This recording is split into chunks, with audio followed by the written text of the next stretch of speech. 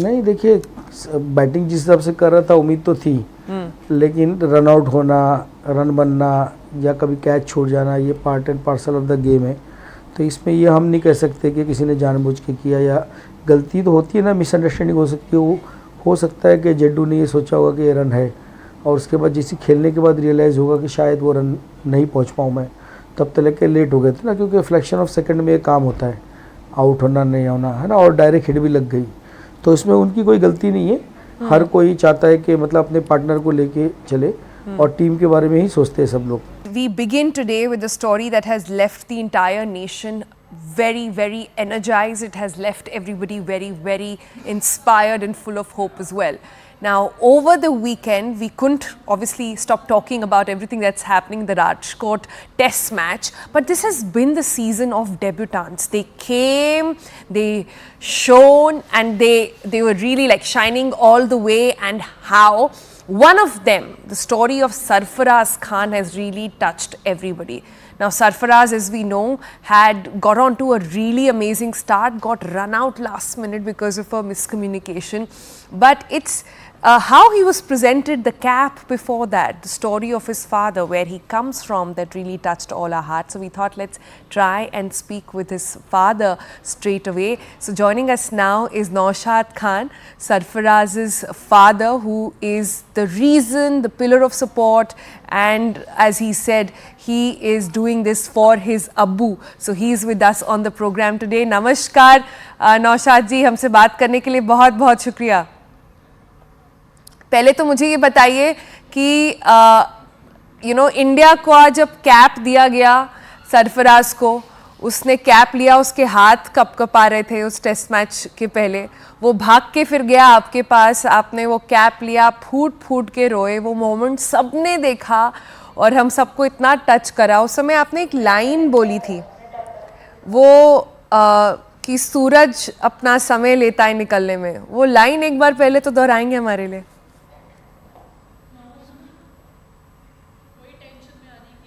नहीं, कुछ लोग जो मेहनत करते हैं और उसके साथ साथ में बहुत जल्दी एक्सपेक्टेशन रखते हैं, उनके लिए शेर था। क्योंकि वो ऐसा था कि आकाश चोपड़ा जी ने कहा था कि आप लेट हो गए हैं, शायद आपको चांस लेट मिला है। तो फिर ये मैंने कहा था, रात को वक्त चाहिए गुजरने के लिए, सूरज मेरी मर्ज़ी से नहीं निकलने वाला। तो जो बोलते हैं ना कि सवेरा होता है लेकिन वो अपने समय पे होता है, हमारे सोचने से नहीं होगा। हमारा काम है कि रात को बर्दाश्त करना। रात को बर्दाश्त करना, क्या कितनी सुंदर बात बोली आपने। आपने ऑल्सो बहुत सुंदर जैकेट पहनी हुई थी। मैंने उस दिन देखा कि जब फाइनली सरफराज जब जा रहे थे अंदर अपना कैप लेके, अनिल कुंबले ने दिया, हम उसकी डिटेल्स पर आएंगे थोड़ी देर में। आपने एक जैकेट पहना था, उसके पीछे लिखा हुआ था cricket is gentleman's game, gentleman के ऊपर लाइन लगा हुआ था और फिर लिखा था इट इज़ एवरीवन्स गेम। वो जैकेट के बारे में हमें बताएंगे, क्या कहानी है उसकी?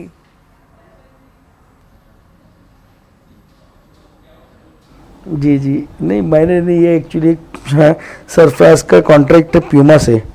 तो प्यूमा के शोरूम से थोड़ी बहुत शॉपिंग हो जाती है। तो मैं जा रहा था एशिया कप देखने के लिए, मुशीर की मैच थी अंडर 19 की, तो दुबई। तो उसने कहा कि अब्बू मेरी बात हुई है प्यूमा वालों से, आप जाके थोड़ा शॉपिंग कर लीजिए, और वहाँ दुबई में ठंडा भी होगा, ठंडी होगी थोड़ी। तो मुझे ये जैकेट पसंद आई क्योंकि उसमें क्रिकेट की एक लाइन लिखी थी उसमें। Hello, Namaskar. This is First Post and you're watching Vantage with me, Palki Sharma.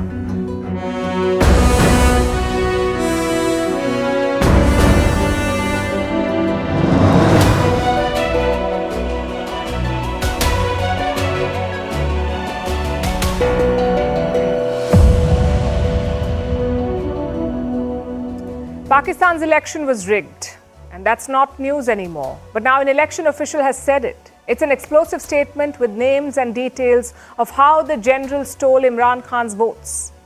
Will the US still call it a competitive election? The people of Pakistan are protesting, and there's been another round of internet shutdowns. We'll bring you the full story. In the Israel-Hamas war, Netanyahu is pushing for the Rafah offensive as his allies and adversaries slam his moves. Wars are bad news unless you're an oil company, because then you're rolling in money. We bring you the big profits of big oil and what does it mean for you and me. Meanwhile, no slowdown in layoffs, 25,000 and counting in the first 2 months of this year. Highlights from the Munich Security Conference, Donald Trump selling his all-new golden sneakers, the many controversies dogging Nigeria's president, how Wall Street is pushing up the price of your chocolate, and an introduction to Gen Alpha that can ace the iPad, but perhaps not tie shoelaces. All this and more coming up. The headlines first. Beijing tells Washington to stop harassing Chinese students. This comes after reports of interrogation and deportation of Chinese students at a key U.S. airport. On Sunday, Beijing raised the issue with Washington during talks held in Vienna. A few weeks ago, China had lodged a formal protest against the U.S. for allegedly blocking Chinese students at the border. Germany summons the Russian ambassador over Alexei Navalny's death. On Friday, Navalny, one of Putin's fiercest critics, died in his Arctic prison. The Kremlin says an investigation into his death has begun, but Russian authorities are yet to hand over Navalny's body to his relatives. European Union launches a formal probe into TikTok over child protection. The social media app is accused of breaching rules that protect minors online. If found guilty, Chinese-owned TikTok faces fines of up to 6% of its global turnover. In India, the opposition Congress party trying hard to keep its flock together. Congress's senior leader Kamal Nath is not jumping ship ahead of the election, but speculation is rife that the former Chief Minister of Madhya Pradesh might join the ruling BJP. Recently, many senior leaders have quit the Congress party.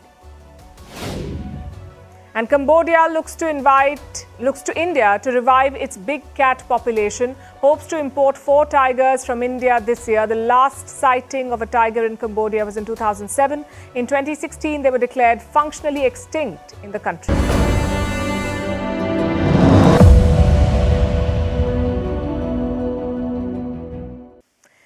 If you're a dictator, how would you rig an election? You could jail your opponents, you could ban them from contesting the election, you could even erase their political identity by denying them their election symbol. The nuclear option is to rig the vote. That's what most dictators resort to, and Pakistan's military is no different. They did everything on this dictator's checklist, but they couldn't hide the rigging, because now an insider has blown the whistle. मैं वो election ठीक नहीं करवा सका और मैं अपने ओहदे से यहाँ इस्तीफा दे रहा हूँ। मैंने जो इस इलेक्शन में गलत काम किया है, रावलपिंडी के 13 एमएनए की सीटें जो हारी हुई लोगों को हमने जितवाया है, लोगों की 70 हजार की लीड को हमने उनकी शिकस्त में बदला है। That man is Liaquat Ali Chatta. He was the election commissioner for Rawalpindi. He rigged the votes there. He turned losers into winners. Some candidates had a lead of as much as 70,000. This official reversed all those votes and victory was stolen from at least 13 candidates. Who were these candidates? They were the independents from Imran Khan's party. The military stole their seats after months of trying to weaken the party. You know that story. From jailing Imran Khan to banning him from the airwaves to taking away his party symbol, the bat. They did everything. But Imran Khan's independents defeated the odds. That's when the generals went ahead and stole the votes. Chatta's confession is revealing but not surprising at all. He said he was forced to change the votes. By whom? He has given 2 names. The first one is the chief election commissioner. His name is Sikandar Sultan Raja. He's a civil servant, the same official who came out after polling and announced the delay in counting and results. But the second character in this drama is more significant. He's the Chief Justice of Pakistan's Supreme Court, Qazi Faiz Issa. Justice Issa is an old foe of Imran Khan. As Prime Minister, Imran Khan went after this judge. His government accused Justice Issa of concealing assets. They tried to get this judge dismissed, but they did not succeed. And a few months later, Justice Issa was elevated to the top job. He became the Chief Justice of Pakistan. He was the judge who took away the bat symbol from Imran Khan's party, PTI. Imran Khan tried his best to mend ties. In November last year, he wrote a letter to Justice Issa urging him to protect his party's fundamental rights. The Chief Justice responded with a letter of his own. This is what he wrote. CJP, Chief Justice of Pakistan, Issa, will neither be pressurized nor favor anyone. That's what he wrote, but now he's being implicated in the election rigging. Of course, he denies all these allegations, but Imran Khan supporters are not convinced. They have been protesting and demanding the release of their leader. ये सब पे हम नहीं मानते, गांधी के ये सब पे हम नहीं मानते, खान को, इमरान खान को। Over the weekend, 4 Pakistani cities saw major protests: Islamabad, Karachi, Peshawar and Lahore. There was another internet shutdown. Twitter, or X, was down in Pakistan. Authorities say the shutdown was in response to, quote-unquote, recent incidents of terrorism in Pakistan. But it's not really rocket science to figure out why they did it. News about Chatta's confession was spreading, and Pakistan's deep state wanted this story to die down. Well, we have news for them. It's not dying, it is snowballing. Reports say Chatta has now been arrested. Meanwhile, Imran Khan and his aides are ramping up their campaign. The former Prime Minister has released yet another video. It features a journalist showing fake ballot papers. मैं इस time Lakshmi चौक के एक printing press पे मौजूद हूं, जहां से मेरे सोर्स थे, हमारे सोर्स ने बताया कि जनाब यहां पर 8 फरवरी को जो इलेक्शन हो गए में, जिसमें नवाज शरीफ साहब मानसरा वाली सीट हार गए में, उसके बैलेट पेपर जो हैं वो छापे जा रहे हैं. These claims are serious and compelling. They're also raising tensions.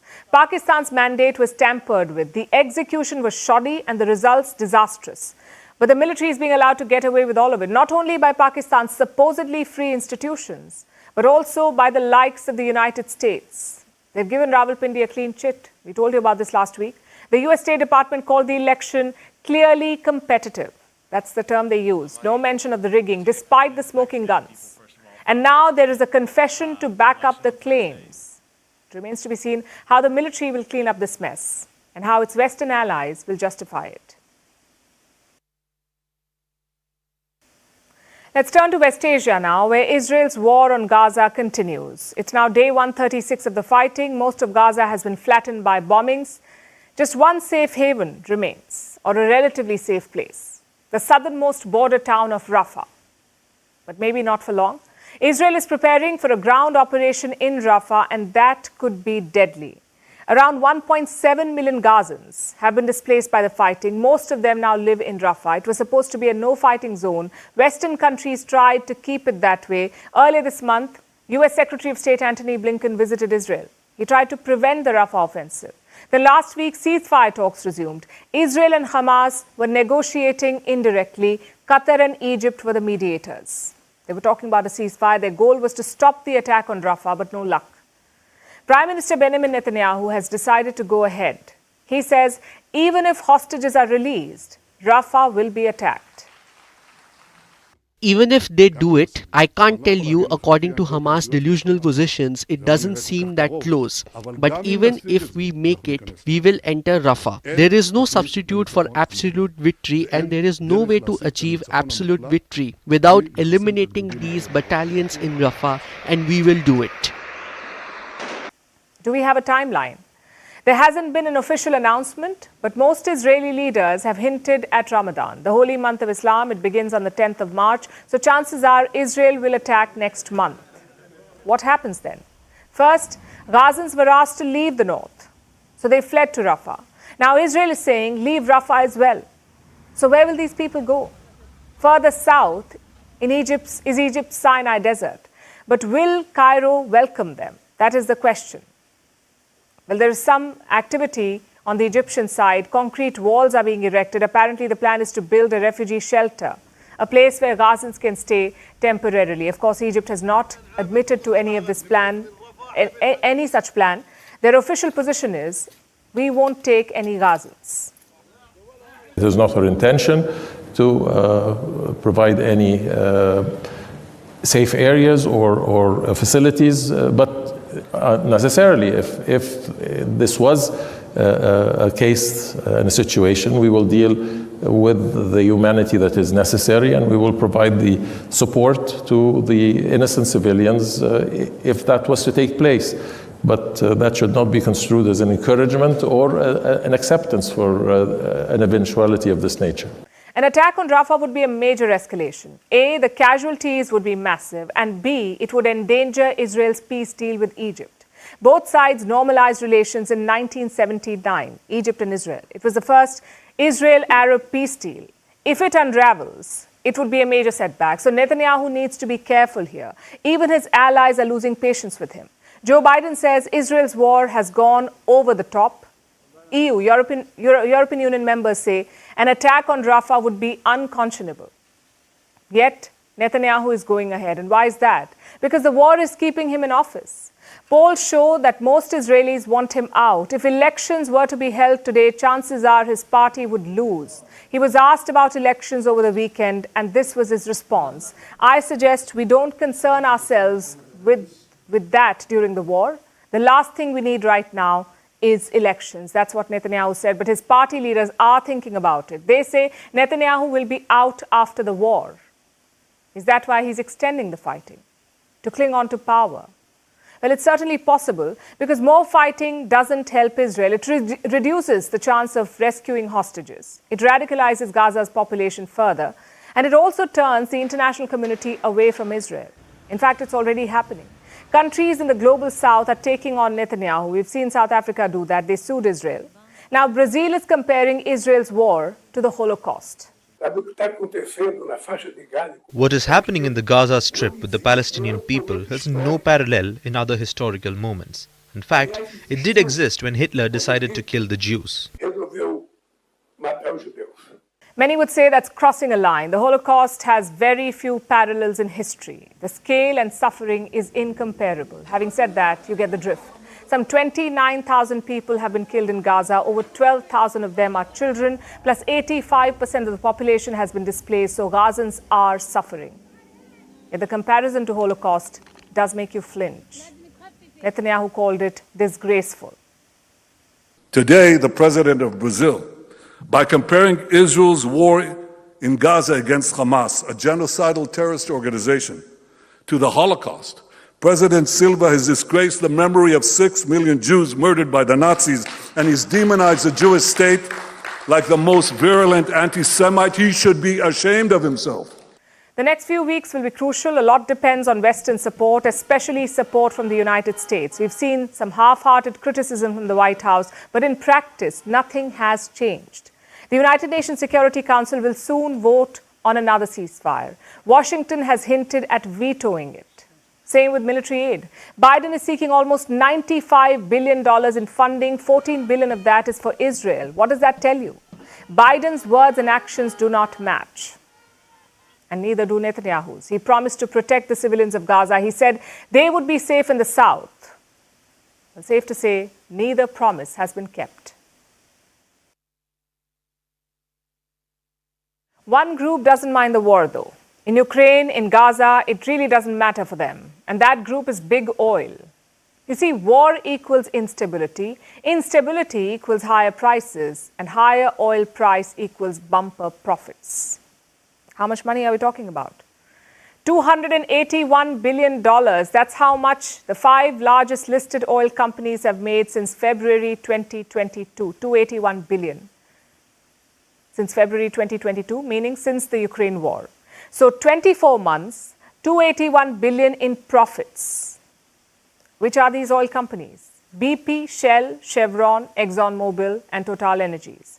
All of them are European or American. BP and Shell made $94 billion in profits. The other 3 made $187 billion. But why is this news? After all, companies are designed to make money. It also means more returns for investors. So what's the problem here? Well, there are 2 problems. Number one, these profits coincided with a tough time for households. Our inflation was going through the roof. In some countries, it was in double digits. Yet big oil was making big money, and their profits fueled our inflation. That's problem number one. Problem number 2 is the setback to climate goals. The oil industry, you see, makes up 15% of total emissions. It's one of the biggest causes of climate change. But the same oil industry is making big bucks. It is giving massive returns to investors. In 2022, big oil rewarded shareholders with $104 billion. In 2023, with around $100 billion. Now, do you see the problem here? Why will oil companies turn green if oil is making so much money?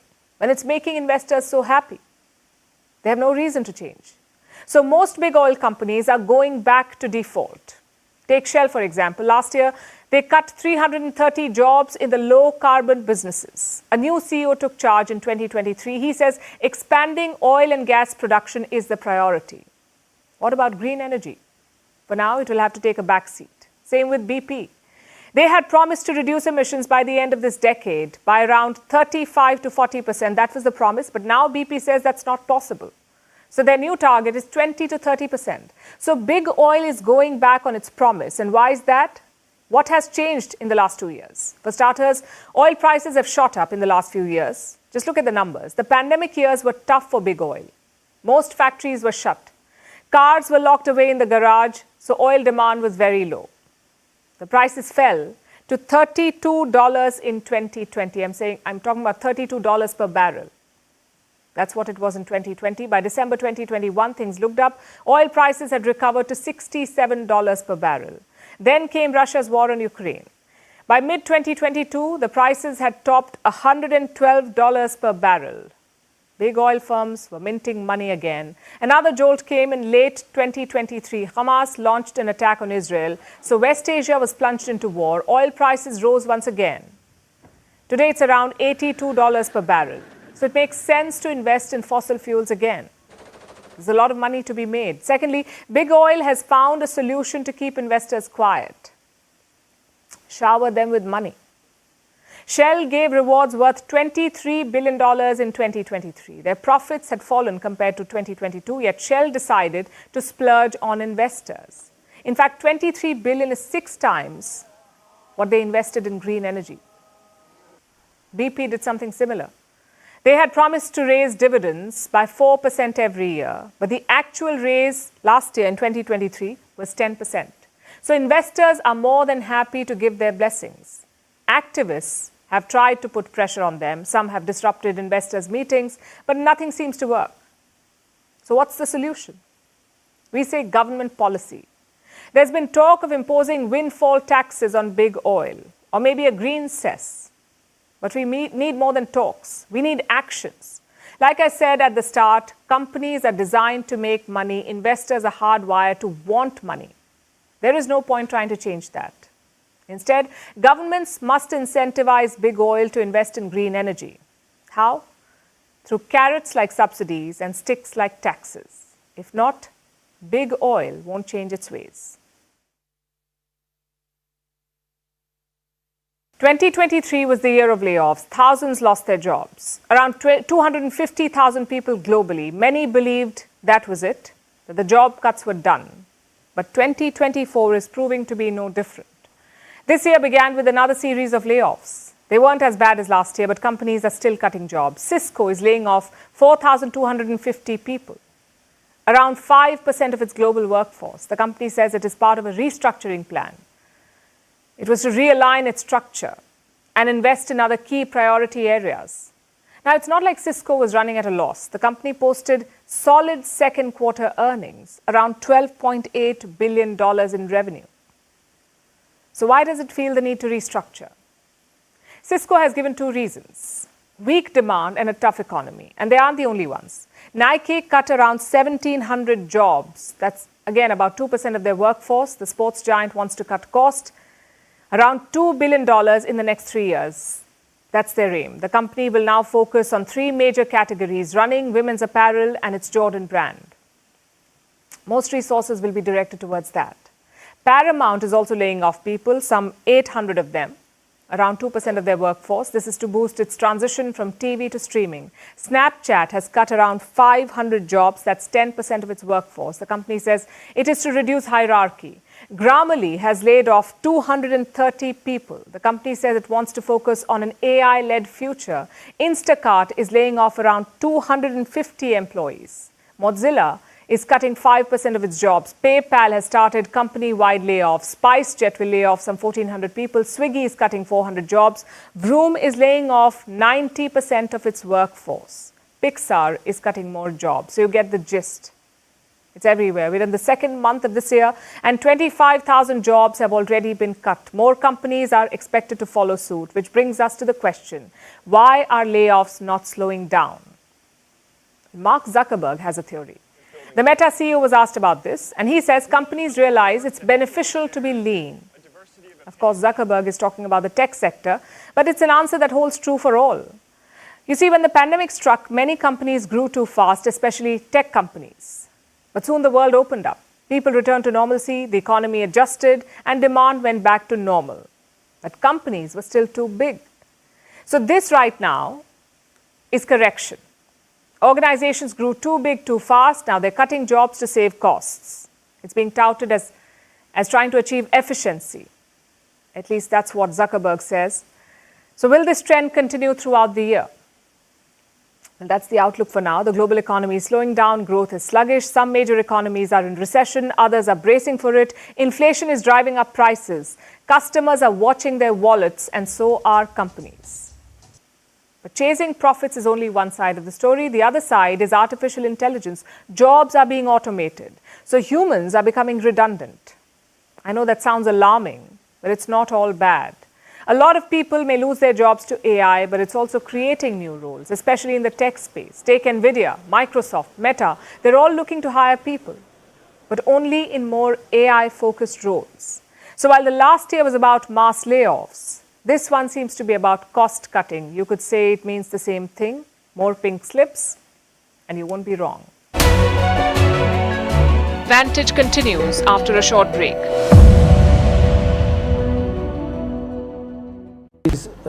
Everyone game और बीच में gentleman की line थी तो उन्होंने वो cut कर दिया.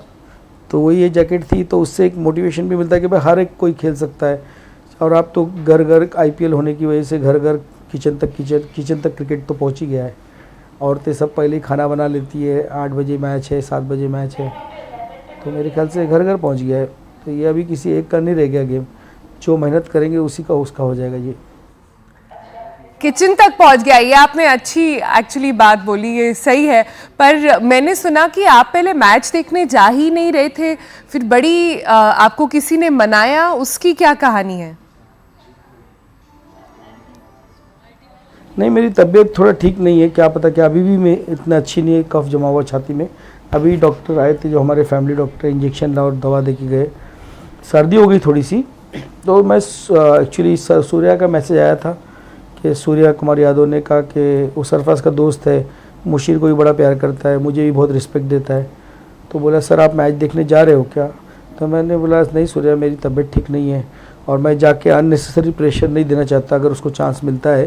क्योंकि देखिए उम्मीद तो थी कि वो खेलेगा, लेकिन ये नहीं पता टॉस होने तक कि कौन खेलेगा कौन नहीं खेलेगा. क्योंकि पिच देख के, विकेट देख के जो 12वां नंबर है वो 11 हो जाता है, 11वां नंबर 12 भी हो सकता है ना. तो मैं वो भी सोच रहा था, बोला अगर मिल भी गया तो मैं अननेसेसरी प्रेशर क्यों दूँ उसे. तो थोड़ी देर के बाद फिर सूर्या ने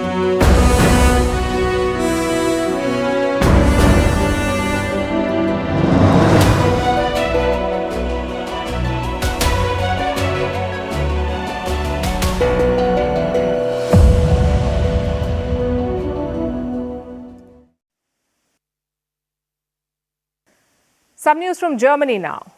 Every year it hosts a very important diplomatic event, the Munich Security Conference. It began way back in 1963 during the height of the Cold War. Today it has expanded to become a massive gathering. This year's event had great attendance, around 900 in total, and that included 50 heads of state or government, plus 100 ministers. Of course, they had a lot to discuss. 2 wars are raging in Ukraine and Gaza. China's maritime expansionism continues, and North Korea keeps firing missiles. If that wasn't enough, a bombshell dropped on the first day. A prominent Russian critic was announced dead, Alexei Navalny. His wife actually attended the summit. In her speech, she squarely blamed the Russian president. And so the fireworks began. Ukraine's Volodymyr Zelensky attended the summit. He used his speech to call for more aid. Dear friends, unfortunately, keeping Ukraine in the artificial deficit of weapons, particularly in deficit of artillery and long-range capabilities, allows Putin to adapt to the current intensity of the war. The aid winter is already hurting. Today, Ukrainian soldiers retreated from a key city. It is Russia's biggest win since May last year. So the news from the front lines is not good. Many soldiers say they are running out of bullets. Another popular topic was Donald Trump. He recently accused European nations of not pulling their weight in NATO, of not spending enough on defense. It seems to have triggered a spark in EU leaders. Most of them call for more defense spending. And we should, because you also mentioned the West, the US, stop moaning and whining and nagging about Trump. We do not spend more on defense, or we ramp up ammunition production because Trump might come back. So we have to do this because we want to do this, because it is in our interest. The European Union has to step up its defense industrial base without any question. And therefore, we have to be much better in defense production. Irrelevant of the election results on this or the other side of the Atlantic, one thing is clear. We Europeans must take much more care of our own security, now and in the future. The readiness to do so is huge, and I said this to President Biden during my visit to Washington last week.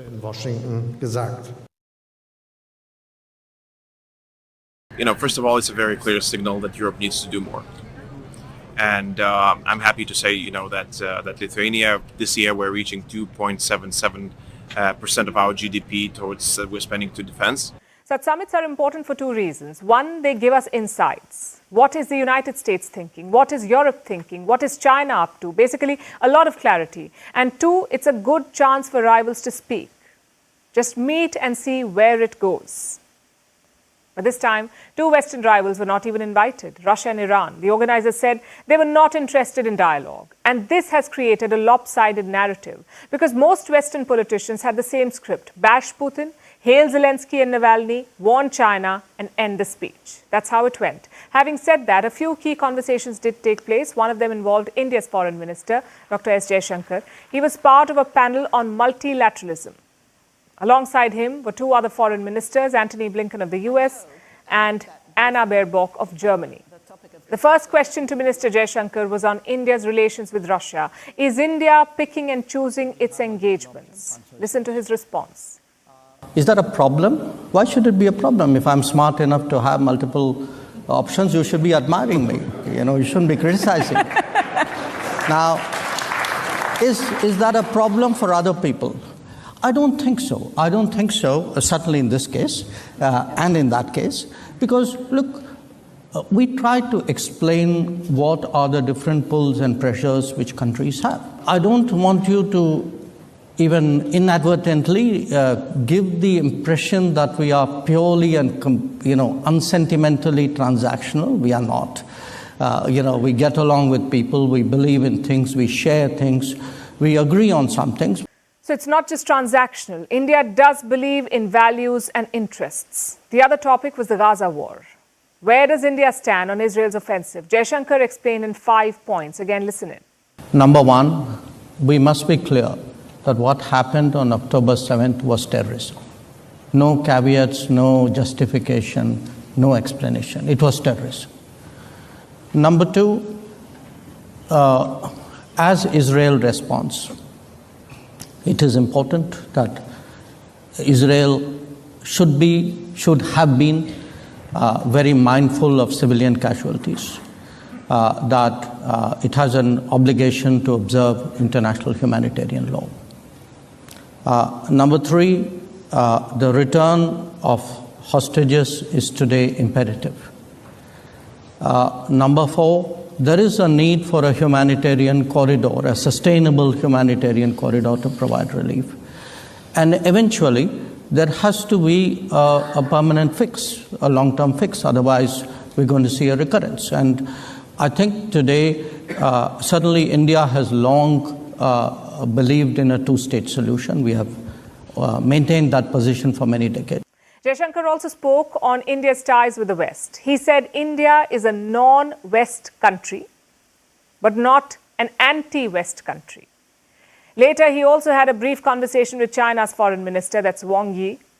He too was in Munich for the talks. The two men were seen speaking to each other. It was their first interaction in over 6 months. That's why such events are important. They give you a platform to talk, not with friends, but with rivals. Unfortunately, this Munich conference did not offer a lot of that. There was a lot of negative energy at play, almost a sense of hopelessness. The conference's annual report summed it up best. It said, the world's new direction was lose-lose.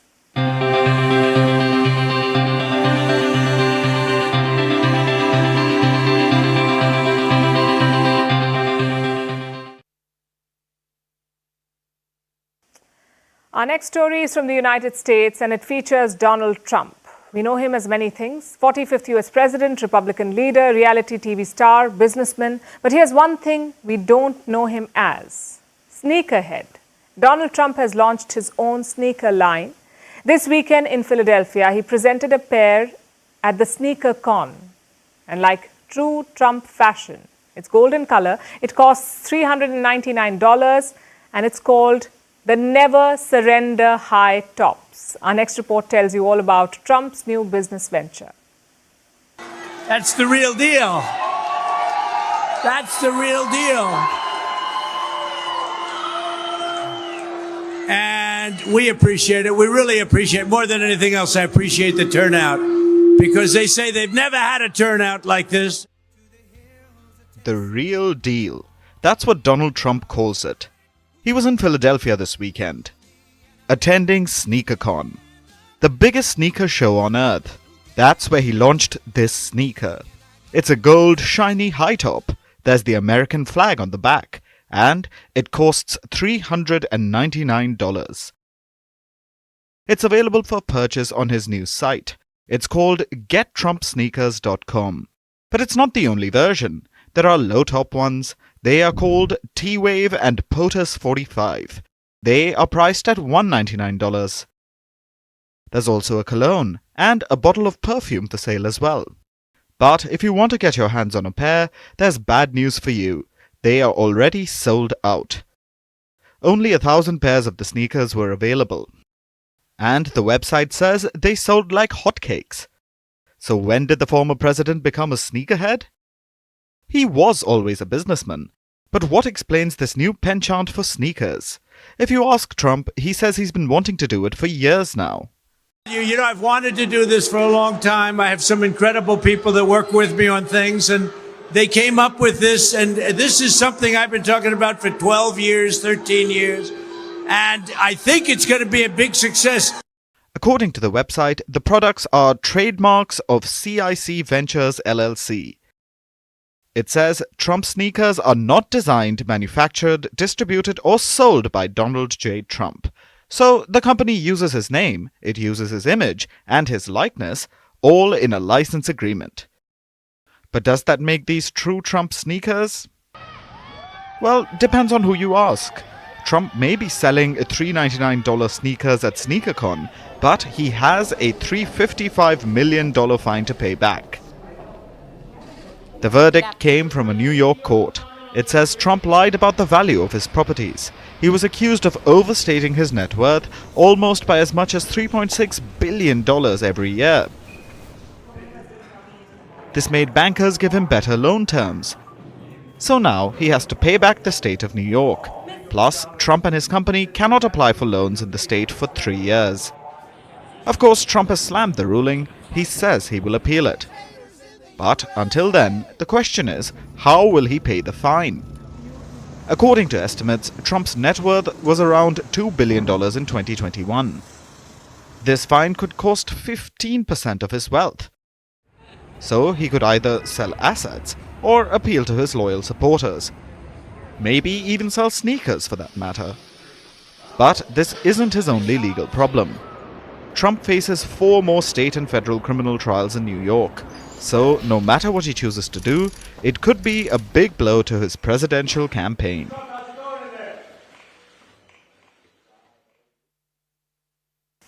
Our next story is from Africa, from its biggest economy, Nigeria. Nigerian President Bola Tinubu is under fire again, this time over allegations of nepotism. He recently announced a shake-up in Nigeria's Federal Housing Authority.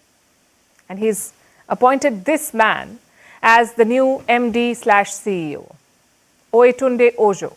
He's a former Nigerian MP. He served from 2011 to 2015, but he failed to get re-elected in the 2015 election. After that, he turned to business, reportedly in the oil and gas sector. And now he's the CEO of a housing authority. What's his qualification? Apparently, over a decade's worth of experience in the housing and hospitality industries. That's what the Nigerian government said while appointing him. But exactly when did this happen? When did he get the time to acquire this decade's worth of housing experience? It remains a mystery. But the Nigerian government insists that he is the best man for the job. Of course, they need to hype up his credentials to deflect from his other big achievement. And what's that? Being married to Fola Shade Tinubu, the oldest daughter of President Bola Tinubu. Nepotism is never good for optics after all, and the last thing Tinubu needs is another scandal. The Nigerian president has been racking up controversies ever since he took office. The last one was about an oil field, an offshore oil block called OPL 245. It was a disputed field bought by European oil giants Eni and Shell. There were corruption allegations. Nigeria had sued the oil companies. The case was pending in international tribunals. But last month, the president of Nigeria restored the fields to the Europeans. He ended all legal disputes over the offshore field and called for the matter to be resolved amicably. Now, you can choose to look at this as Tinubu moving forward, as him dropping a long dispute and getting back to business. Or you may wonder about the timing. Eni, one of the European oil firms involved here, signed another deal recently. This happened a few months ago. They sold their Nigerian onshore assets to a local firm, a firm called Onado PLC. The sale was very beneficial for the Nigerian oil company. Its total oil reserves doubled after it bought Eni's assets. And guess who is the chief executive of the Onado group? A man called Adewale Tinubu, or Wale as he's popularly known. The last name is not a coincidence. He is related to the Nigerian president too. He is the president's nephew. So a European oil company sells its business to Tinubu's nephew. The nephew's company benefits, and Nigeria drops litigation against the Europeans soon after. What does that sound like to you? Allegations of nepotism and corruption are hounding the president. But that's not all. He's also been accused of using his office for personal gain, using it to fund a luxurious lifestyle, like with the yacht controversy. Tinubu became president last year. He took office in the month of May. His government had to release a supplementary budget to allocate resources for this year, and this happened in November. The budget came in November. But while the budget was being discussed, an anomaly came to light. Money was earmarked for a presidential yacht, a princely sum of 5 billion naira. That's about $3.5 million US. Now, Nigeria is an economic powerhouse, but it's still a developing nation. There is massive wealth inequality. People are struggling with the cost of living crisis and reeling after the government reduced fuel subsidies last year. In this environment, President Bola Tinubu was buying a yacht on the taxpayers' dime. You can imagine the uproar. Nigerians were furious. So were opposition lawmakers. They forced the government to divert the yacht money. It was funneled into a student loan fund instead. But you see, the yacht had already been delivered by then to the Nigerian Navy. So now they have to find a way to pay for the luxury boat. And these are just some of the controversies that have dogged Tinubu since he took office. There are others as well, and by the looks of it, there will be more to come. Hopefully, Nigeria will continue to progress despite the extravagance of its president and the enrichment of his family. Now let's talk about an impending global crisis, the cocoa market boom. Cocoa, as you may know, is the key ingredient in chocolate. It is mostly grown in two countries, Ivory Coast and Ghana, both in West Africa, but the crop there is failing, which is why global cocoa prices are rising. Cocoa production in West Africa has been hit by multiple disasters, disease and volatile weather being the major ones. Now, these are natural factors with no short-term solutions. But another force is also causing cocoa prices to spike, an unnatural force which is always ready to add fuel to any fire. Wall Street. Hedge funds are getting in on the cocoa price surge. What does that mean? Investment bankers may be making your chocolates unaffordable. Here's our report. Cocoa prices broke a record recently, a record set 46 years ago.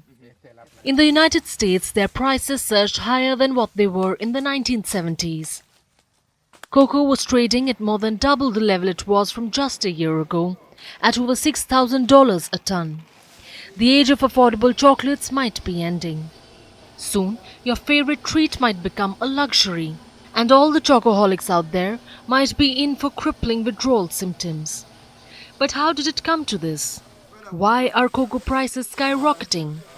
There are various reasons, starting with the deadly virus called the cocoa swollen shoot virus disease. This pathogen infects cocoa trees using insects to spread from one to another.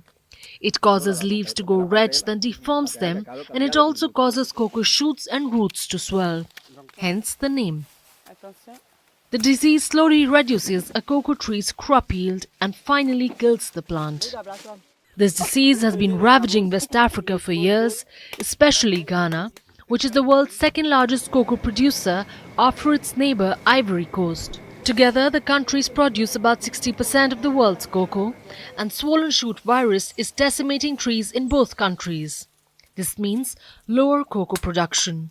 Lower supplies lead to higher prices, and so you have sky-high prices in global commodity exchanges. Volatile weather exacerbated by climate change has also reduced crop output, leading to a poor harvest last season. Cocoa prices had been rising for a while, but the poor harvest caused a surge. It also led to something else. Cocoa prices caught the eye of Wall Street bankers. Hedge funds that traditionally stay away were lured by potential profits in cocoa. They began investing in the commodity, buying up contracts and fueling the surge in prices. Hedge fund activity helped pump up cocoa prices in hopes of a good payout. And they've started cashing out now, making a tidy profit in the process. But while Wall Street is reaping the rewards, what does it mean for the rest of us? Well, chocolate will get more expensive. You may have noticed it already when you tried to buy chocolates for Valentine's Day. If you did not, you'll probably feel the pinch by the end of the year, because it is the price of cocoa futures that spiked. Futures, as the name suggests, sets the future price that will get cashed in by the cocoa harvest later this year. You can expect chocolates to be expensive this Christmas. So while Wall Street struck brown gold, consumers will have to foot the bill eventually. But what about cocoa farmers struggling in Ghana and the Ivory Coast? Will the price surge mean they benefit? Well, yes and no. Both Ghana and the Ivory Coast pay fixed rates to cocoa farmers. The price is set for the whole year. This is so the farmers are protected from market volatility. So this means they won't immediately benefit from the high prices, but they could make more money next season if their governments increase their cut. For now, the lives of the farmers won't change much. It's only the Wall Street tycoons laughing all the way to the bank.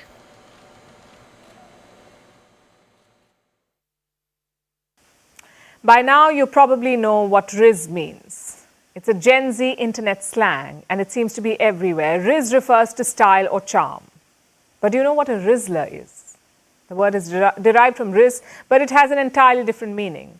Rizzler refers to a good person. If you're confused, let me tell you, this is only the beginning. Welcome to the language of Generation Alpha, or Gen Alpha, the cohort coming up right behind Gen Z. The only generation born fully in the 21st century. Gen Alpha is born between 2010 and 2024. So the oldest children are on the cusp of turning 14. The youngest will be born this year. These are the children of millennials. Basically, they can maneuver iPads, but they can't tie their own shoelaces. And they have begun a generational rite of passage by using their own slang words, birthing new trends and befuddling their elders in the process. One thing sets them apart.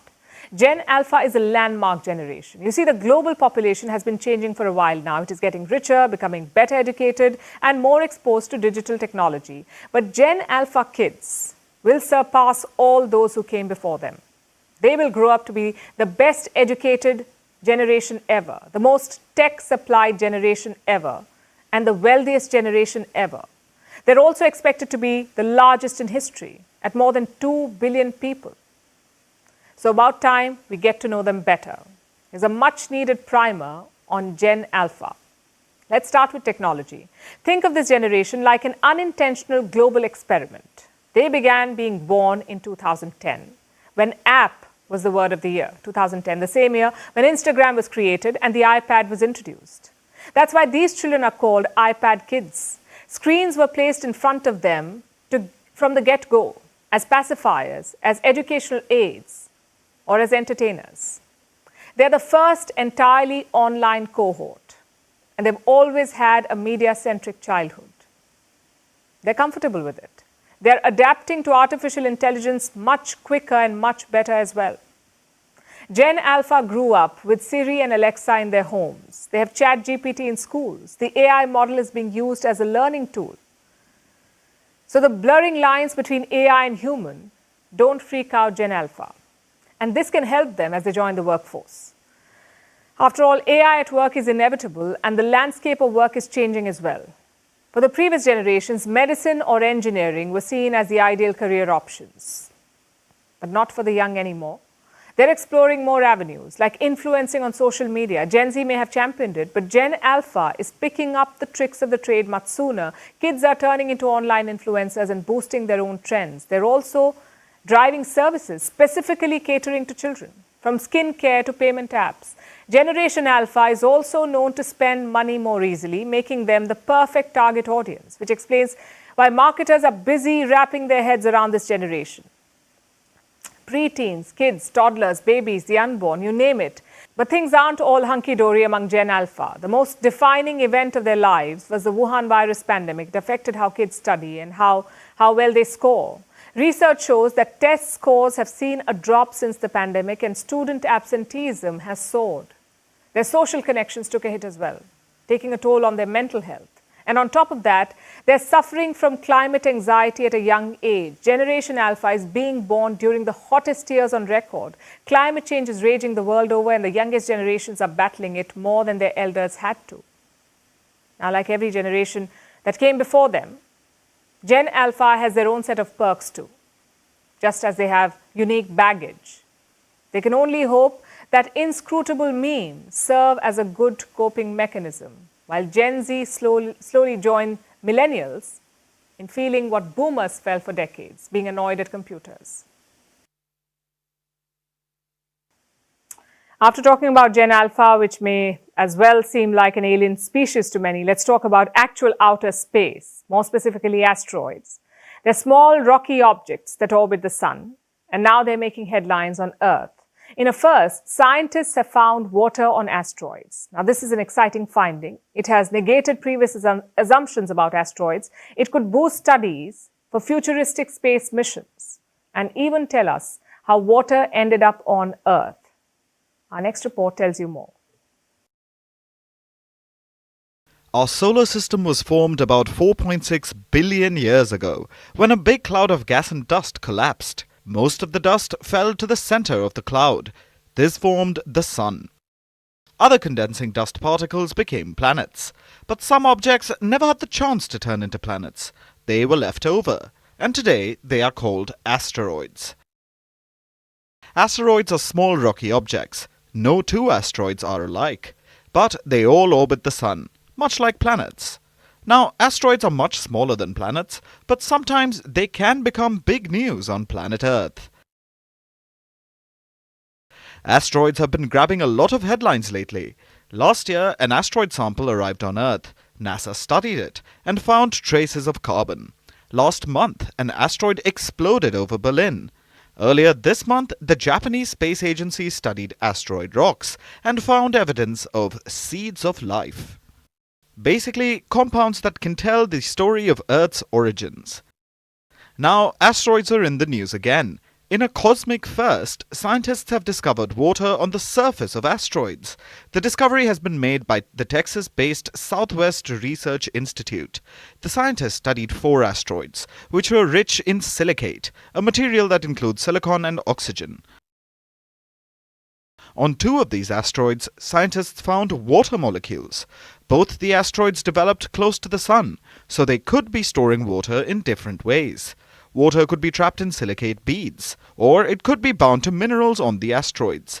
The how is still a matter of scientific study, but the what is clear. There is water on asteroids.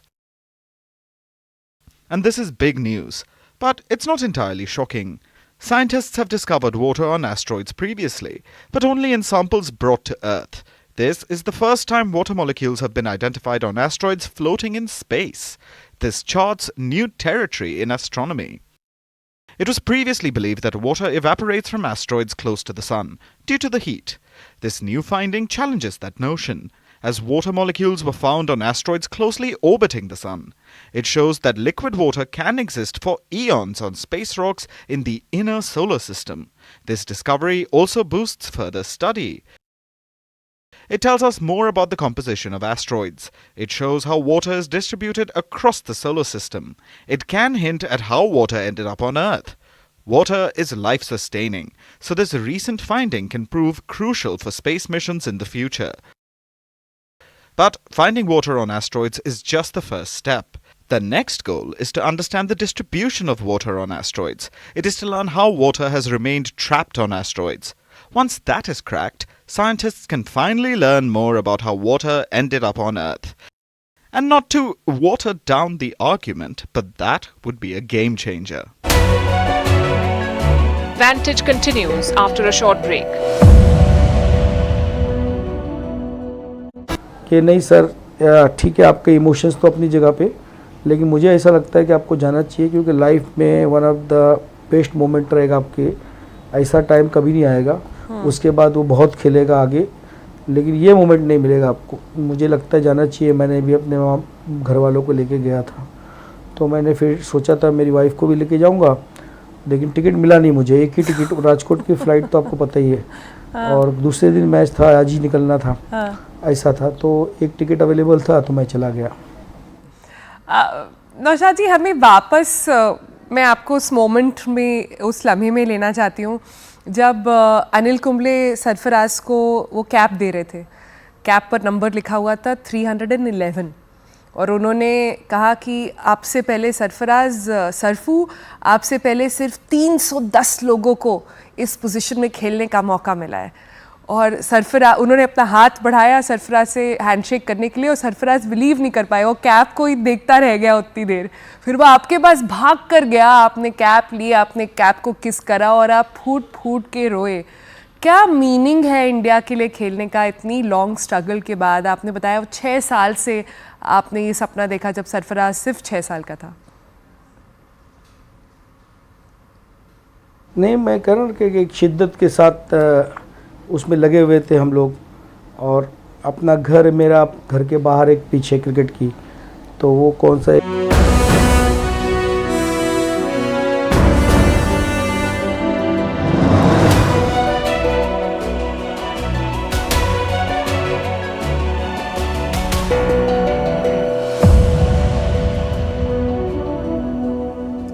And now it's time for Vantage Shots, images that tell the story. In France, carnival season kicks off on the French Riviera with parades and floats. In China, sandstorms turn skies orange in the country's northwest. And in London, cats are reclaiming the catwalk by strutting down the runway. Finally, we're taking you back in history. On this day in 1945, US Marines invaded Iwo Jima. This was during the Second World War. The island was under Japanese control, but the US considered it to be strategically important. The battle for this island lasted for 5 weeks. We're leaving you on that note. Thanks for watching. We'll see you tomorrow.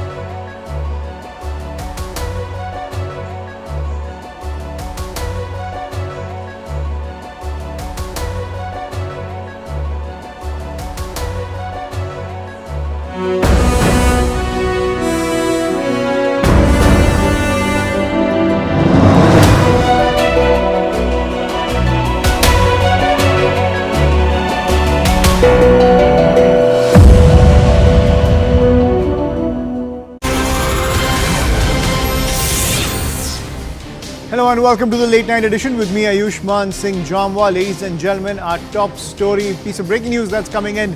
Fresh summons have been issued to former TMC MP Mahua Moitra. She has been asked to appear before the agency after 1 week. Now, Mahua Moitra had earlier asked for 3 weeks' time from the Enforcement Directorate. Her request was rejected. According to a source close to the investigation, Mahua Moitra has foreign bank accounts which were not disclosed. That is the piece of breaking news that's coming in. More trouble for Mahua Moitra. Remember, it was first the cash query scandal because of which she lost her membership to the Lok Sabha. And now news coming in that the Enforcement Directorate has given her 1 week's time to appear before it. She had requested for 3 weeks, but that request was rejected.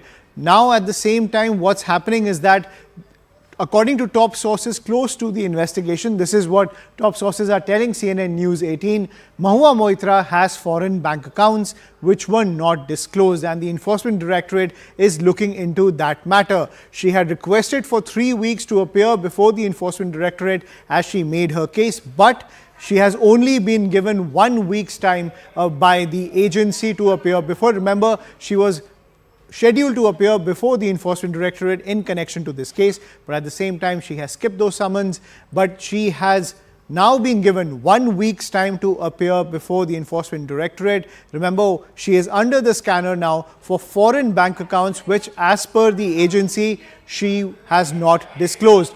But at the same time, what's happened is that it's the cash query scandal because of which she lost the membership to the Lok Sabha, and now she is under the scanner when it comes to the foreign bank accounts case, which, as per sources close to the Enforcement Directorate, she has not disclosed. So that's the piece of breaking news that's coming in, and we'll continue to track all the developments which are coming in from this case. But shifting focus, Prime Minister Narendra Modi is set to address a big public rally at Maulana Azad Stadium in Jammu and Kashmir. Tomorrow, Prime Minister Modi will inaugurate and lay the foundation for projects worth over 30,000 crore, including the inauguration of 3 IIMs, including one in Jammu. Now, CNN News 18's Tejinder Singh Sori spoke exclusively to Union Minister Jitendra Singh on the Vikas push. Listen in.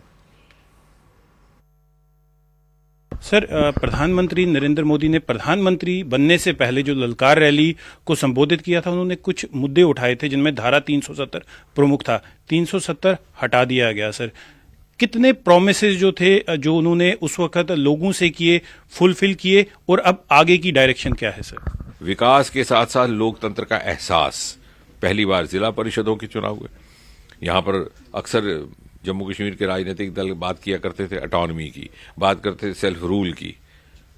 जहां तक हमारी समझ है, लोकतंत्र का self rule का अर्थ ही है कि जो धरती से जन्मा हुआ लोकतंत्र, जो धरती से ही ना जन्मा वो लोकतंत्र क्या, यानी परिवार को ही लोकतंत्र समझ बैठे थे.